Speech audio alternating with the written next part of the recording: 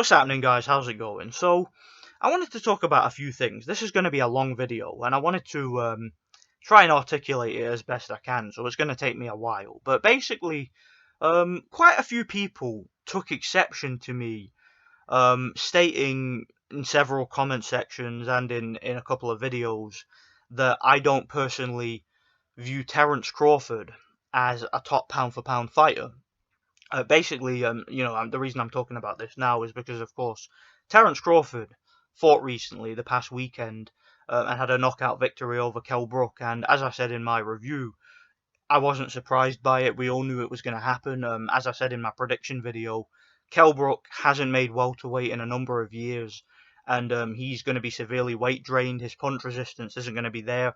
He isn't going to have the stamina, and he isn't going to be able to last for 12 rounds with Crawford. I think we all knew that. Crawford was, I think, a 20-1 favourite, something like that. So, I mean, nobody should have been surprised by the outcome of that fight. I don't know why people were so, they were so overly impressed. To me, it was a situation of, I expected it to happen, so it happened. I don't really think much of it. So that was basically my assessment of it. And you got a lot of people claiming that Terence Crawford is pound for pound number one. And that's totally fine if you have that opinion. If you personally believe that Terence Crawford is that good and you decide to put him as pound for pound number one, all power to you. It's your personal opinion. I don't agree. And many people seem to have taken exception to the fact that I don't agree. So I wanted to talk about it here. Let's discuss this. Let's discuss the idea of Terence Crawford being pound for pound number one. Do you know, guys, the people who like to label accusations at me and accuse me of all sorts, like, for example, there's a narrative about me that I only support European fighters.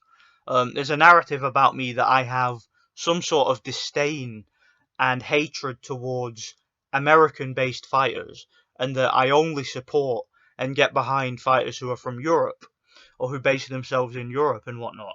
Now, is there some truth to that? Well, maybe, but we'll discuss that later in the video. But what I wanted to talk about here is the fact that when these people come up with these narratives about me and when they label these accusations towards me, one of the things that these people, I've noticed, are never able to do is they're never able to justify that position when I ask them some simple questions. Now, let me ask you guys a few questions here, because this will put it into perspective. I want to use an example. You look at a fighter like Gennady Golovkin, for example. I want to pose to you guys a hypothetical. I want to pose to you guys a interesting scenario, or set of scenarios. I want you guys to imagine that Gennady Golovkin, let's say he fought his entire professional career in Karaganda, Kazakhstan.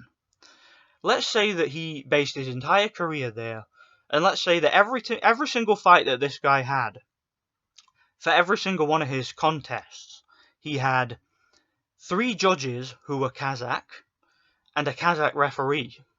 Let's say that for every single one of his fights, the commissioners and the officials and the people behind the stage and the people who inspect the gloves and the people who run the drug testing commission and stuff like that, the timekeepers, the announcers and stuff like that. Let's say every single one of them were Kazakhstan and on the overall Kazakhstan payroll, okay?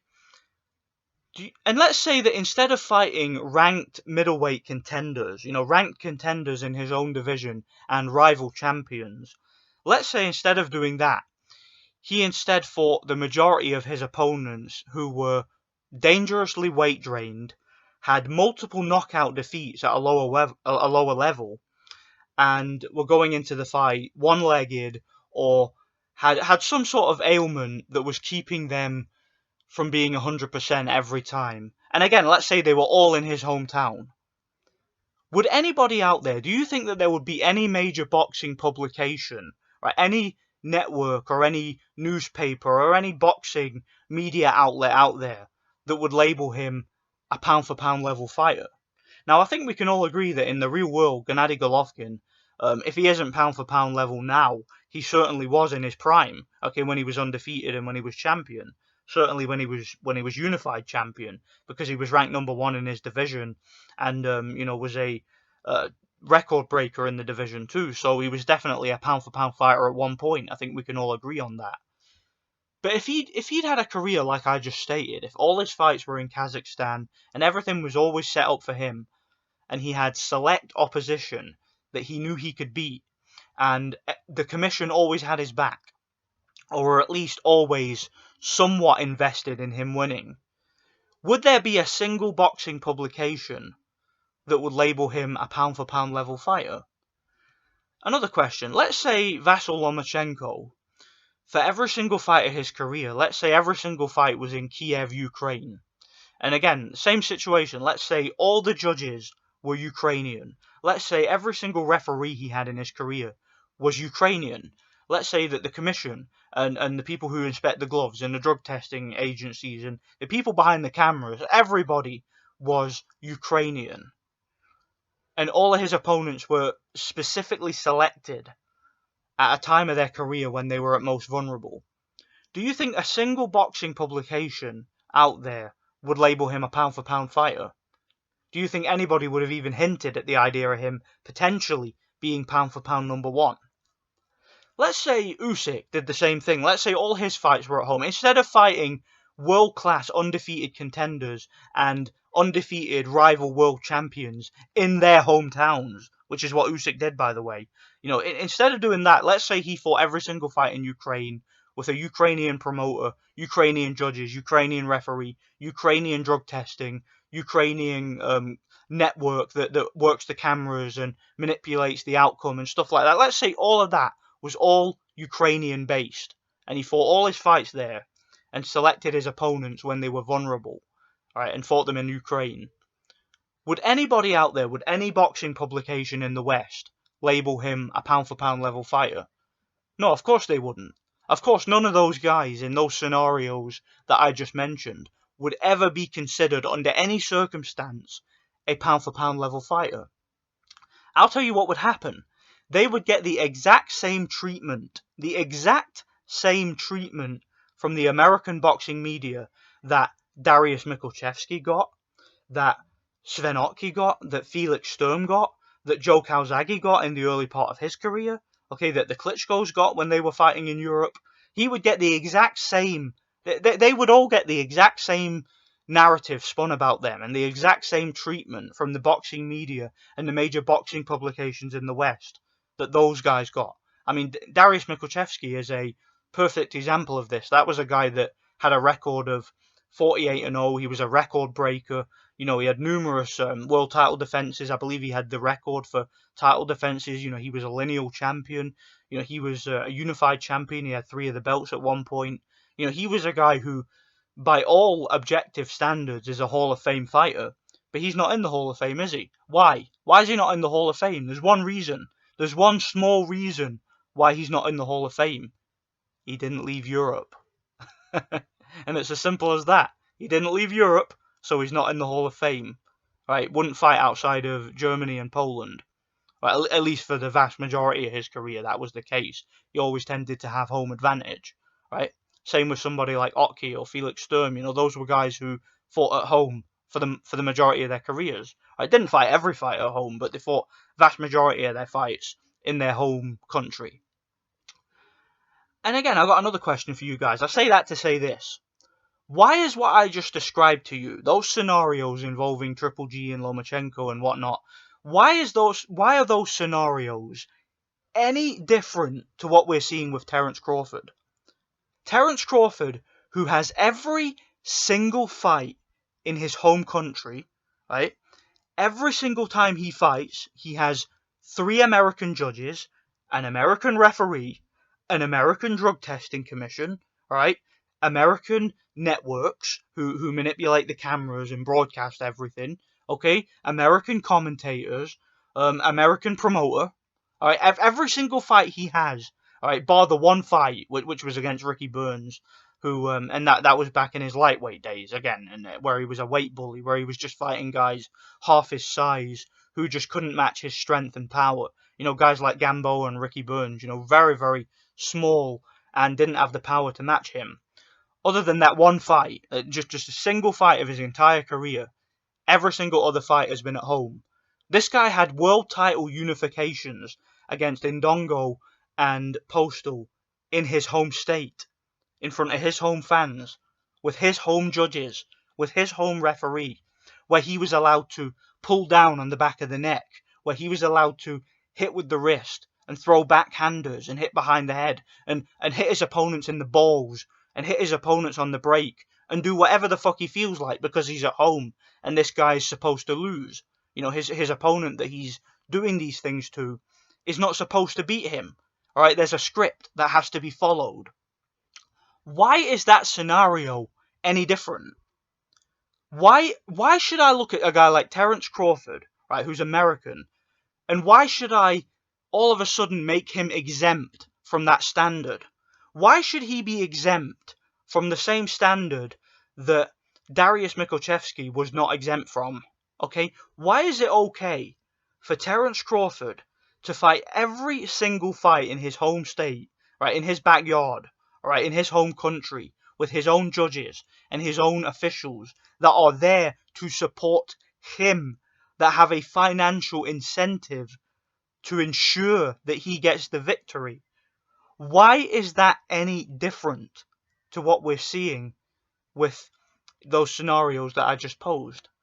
Why should I look at Terence Crawford next to somebody like Alexander Usyk, a guy who's also an undisputed champion, who's also competed in multiple divisions, right? Who has defeated world-class, undefeated world champions in their hometowns, world champions with knockout records, world champions who very, very rarely are in competitive fights. That Murat Gassiev fight was a blockbuster. Okay, that was considered a 50-50 fight in Gassiev's home country. All right, he fought Maris Briedis in his home country. Right, Krzysztof Glowacki, you name it, Michael Hunter. These are all undefeated world-class fighters. He beat them all in their backyard. But I'm supposed to look at Crawford, a guy who fights every single fight at home with everything set up for him to win, and I'm supposed to say, yeah, he's pound for pound number one, not Usyk. I look at a guy like Lomachenko, a guy that since his second professional fight has fought nothing but world champions and championship level fighters in their backyards, and I'm supposed to label Terence Crawford above him on the pound for pound list. I look at a guy like Triple G, again, a guy who has fought his entire career bar one fight. All right, this is the funny thing. Terence Crawford has had his whole career bar one fight at home. Gennady Golovkin has only fought at home once. He only fought one fight in Kazakhstan, which was his first title defense, I believe. Every single other fight has been in his opponent's backyard. But you're going to tell me that I'm supposed to look at him and look at Crawford, and Crawford is exempt from that standard, but Triple G is not. So I'm supposed to put Crawford ahead of Triple G on the pound for pound list. I mean, despite the fact that two of his last three fights were Amir Khan and Kell Brook, chinny, weight drained Kell Brook, who just doesn't have any punch resistance or stamina for world level anymore, and is coming off long layoffs and whatnot. Hasn't fought in the division in years. And Amir Khan, who was knocked out in the first round at lightweight by Bradis Prescott, who Crawford already beat, by the way. I'm supposed to look at those wins, which are Crawford's most recent victories, them and the Kavalauskas fight. And I'm supposed to look at that and say, yeah, that guy's pound for pound number one. I tell you right now, right, Vasyl Lomachenko losing his last fight, and basically because he gave away most of the first half of the fight, but then in the second fight, he came back to whip Teofimo Lopez's ass, right? And Teofimo Lopez is a bigger guy, younger guy, an unknown commodity, an unproven fighter. Vasyl Lomachenko proved more in the second half of that fight than Terence Crawford has in his entire career. Guys, I'm not even joking. I am not exaggerating. Vasyl Lomachenko showed more skill in the second half of that Lopez fight than Crawford has ever shown in his entire career. The very fact that he did it on the road, and he did it against a guy who was bigger than him, and had natural advantages, a guy who was younger and fresher, and hadn't been through the hard, grueling fights that Lomachenko had been through. Have we ever seen Terence Crawford in a fight that he wasn't the overwhelming favourite? Have we ever seen Terence Crawford in a fight where he didn't have some kind of advantage, whether it was a size advantage or a hometown advantage or whatever? Have we ever seen that? No, we haven't seen that before, have we? Yeah. That's just something to think about, guys. Am I biased towards European fighters? Maybe. Maybe that's just because European fighters are the only fighters in the sport that seem to have any balls. Obviously I'm exaggerating there. There are fighters like Manny Pacquiao who has balls of steel. I mean, that guy's a total warrior. I mean, you could use him as an example. Let's say Manny Pacquiao fought all his fights in the Philippines. Would any of these major boxing publications call him an elite fighter and a pound for pound level fighter? Of course they wouldn't, because they'll say, oh, he never left home. Had all his fights at home. He never fought outside of Germany. He never fought outside of the Philippines. That would be the casual go-to phrase, wouldn't it, to describe why they're not on the pound for pound list. That's all I've really got to say, guys. Something to think about. Let me know what you guys think. Thanks for watching. God bless each and every one of you. Stay vigilant.